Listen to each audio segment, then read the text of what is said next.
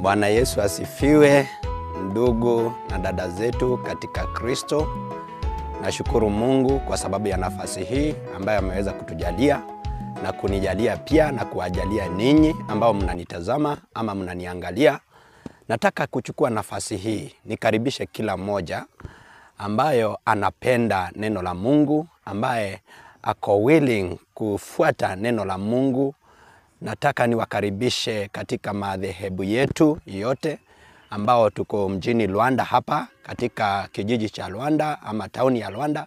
Tunashiriki hapa katika kijiji hiki cha Luanda. Pia nataka niwakaribishe pia dini zingine waweze kuungana pamoja nasi katika platform hii ili tuweze kujifundisha mambo mengi. Jina langu ni Peter Gashomo, ambao mimi ni mtumishi katika kanisa hili la HCMM ama Holy Christian of Messiah Ministry hapa jijini Luanda, ikiwemo ni branch moja kati ya branch zingine mingi. Branch zote zetu za Eldoret na branch zetu zote za Nairobi, pia branch zetu za Nyahururu.